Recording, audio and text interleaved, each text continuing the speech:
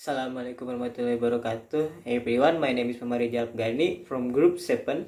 Today we will discuss about Chapter 7 about when we assess and how can we use assessment to move forward. First, let me introduce all of you to my group member. That we have Azmi Nur Aziza, Fikri Baihaqi, Sekar Wulandari, and me, Riza Al Afgani. Let me introduce you to some key points that we will present. First is about using assessment to move forward. Second is about grading. Third is about impact of large-scale testing and test preparation. And fourth is about putting student experience at the center of our teaching. The final word. First material will be delivered by Fikri Baihaqi. Assalamualaikum warahmatullahi wabarakatuh. My name is Fikri Baihaqi, and I'm here. I want to explain about using assessment to move forward. If we as educators are to first and foremost do not harm, Taylor and Nolan 2008, page 10. We need to continue to focus on the relationship between teaching, learning, and assessment, and rethink some of the assumptions that we hold about testing and assessment.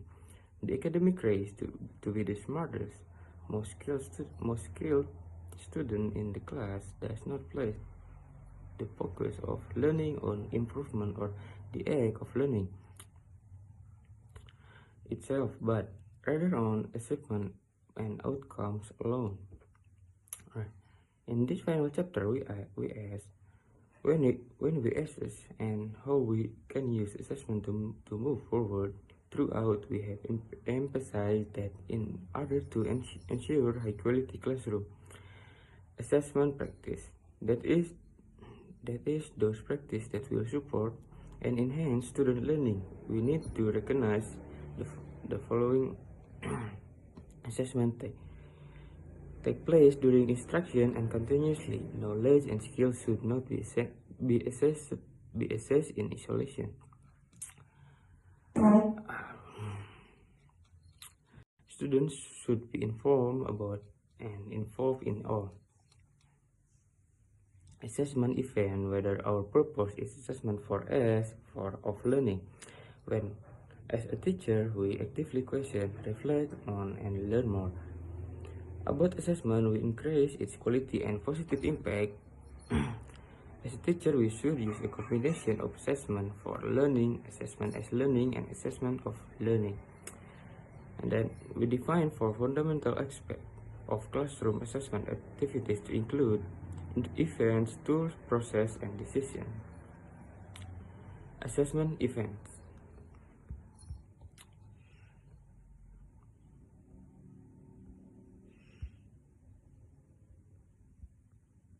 Assessment events, such as an oral presentation or a listening activity, can support students when the event occurs with the right frequency so that the teachers know whether instruction is successful, which area need to more instruction, and which student of group of students may need additional support.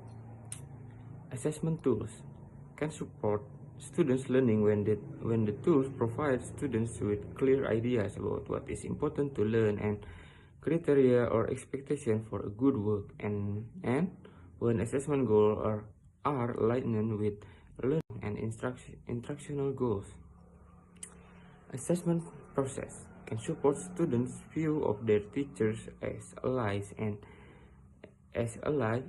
their education feedback and in their education.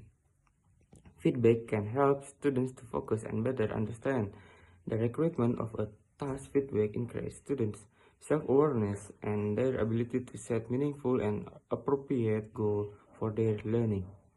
Last one is assessment decisions. Assessment decision can support students' learning when grades accurately reflect what students know and can do. We make a range of decisions based on the result of our assessment. This decision range from micro-level course decisions such as what we need to do more or less off in a follow-up lesson. To macro-level decisions which have important or even life-change consequences for students, such as deciding which class a student should be placed in or whether a student can be admitted into a university. Alright, thank you. Okay, thank you for the time. Now I will explain about the grading. Okay, grading is the process of summing up student achievement using a numerical or ordinal scale. It's a complex evaluative practice that requires teachers to make judgments about student learning. Grades are used most notably to make public statements to students, parents, and other stakeholders about student achievement. Okay, the first point is a research on grading. According to Macmillan, pointed out that even when teachers use the same grading guidelines, still there is little consistency in teachers' grade. Based on interview data with secondary and elementary classroom teachers in Virginia, Macmillan and Nass proposed a model of teacher classroom grading decision making including both internal and external influencing factors. In summary, little is known about the underlying teaching and learning value that contribute to grade decision. For examples, the concept of effort and behavior as part of a grade is highly valued in Chinese learning cultures, whereas grading only an achievement is more widely endorsed in measurement-driven community in Canada and the United States.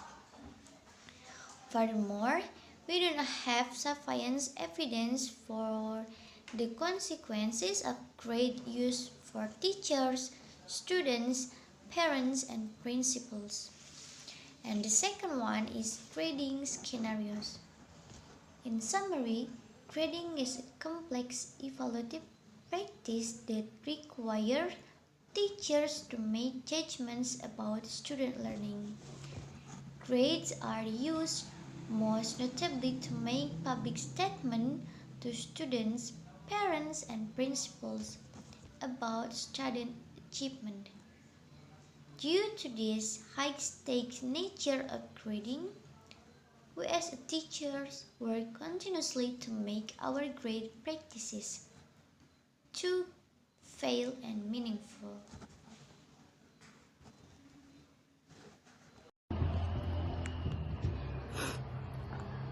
Assalamualaikum warahmatullahi wabarakatuh. My name is Azmi Nur Aziza. My student's number is 192122147. Here I want to explain about impact of large-scale testing or test preparation.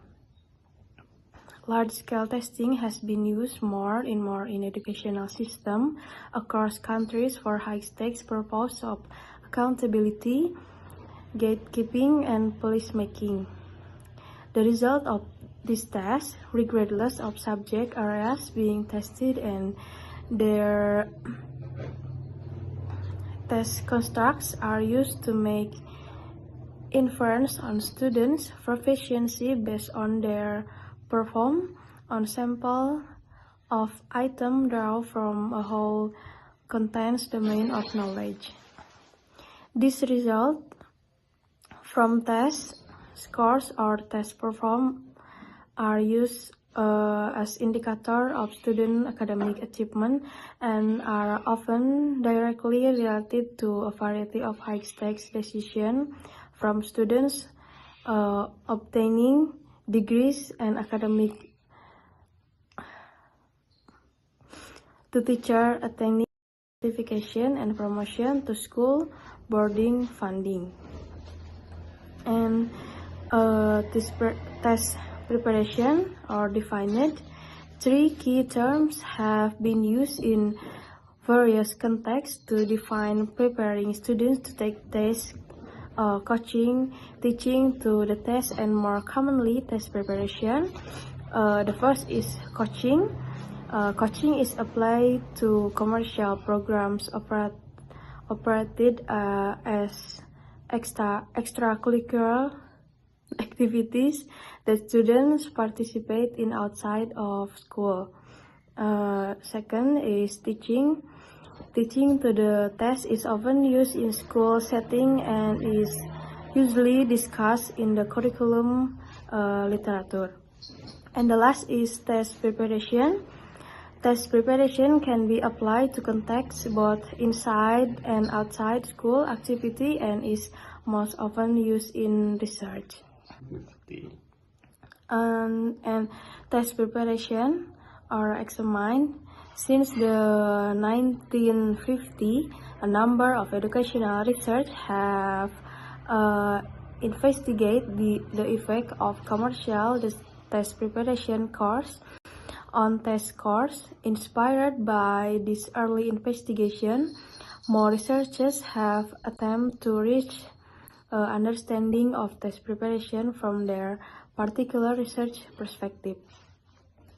Test preparation has been studied in a range of 3 specific areas. The first is teaching to the test, and the second is test impact, and the last is Westback. And the last, test preparation, pedagogical implication. Although the degree to which test preparation influences test score is still under exploration, it is a shared understanding among researchers across educational fields that a criteria or a code of practice should be established to ensure the appropriate or ethnicality of test preparation practice. Theory-based principle can be considered into two. The first is applying and evaluate continuum test preparation activity ranging from ethnical to unethical behavior. And the second is creating set of specific standards for evaluating the appropriate of these activities in terms of professional ethnic. Maybe enough from me. Thank you. Wassalamualaikum warahmatullahi wabarakatuh. Assalamualaikum warahmatullahi wabarakatuh. Hey everyone, my name is Riza Al Afgani. My student's number is 192122121. Here I will explain about the material of 7.4 about putting student experience at the center of our teaching, a final word. Research on student as test taker has investigated their experience of being tested, their cognitive process, and the condition in which they have been tested. Research in language assessment in particular has primarily addressed test-taking experience from the perspective of testing strategy. Cohen 2006. Test-taker behavior. First is test-taker behaviors and perception during test-taking process. Second, prior knowledge and preparation. Next is test-taking and anxiety and motivation for taking on tests. Cheng and DeLuca 2011 explored test-taker testing experience and examined the relationship between aspect of testing experience and test-taker perception of test validity and use. Data were collected via written statement of participant test-taking experience. Participants were combined to establish a border database for analysis and credibility of claims. The result reflect participant multiple experience with a range of large-scale English language tests. Cheng and DeLuca encourage participants to discuss issues for to discuss issue of validity and test use from a variety of testing experience. They use this approach in order to explore the validity and use of language assessment in general, rather than to examine any one specific language test. There are 8 operating themes ground. First is test administration and testing condition. Second is timing. Third is test structure and content. Fourth is scoring effects. 5 is preparation and test taking strategy. 6 is test purpose. 7 psychological factor, and 8 is external factor and test consequence. That's it for me. Thank you. Thank you for your nice attention. Assalamualaikum warahmatullahi wabarakatuh.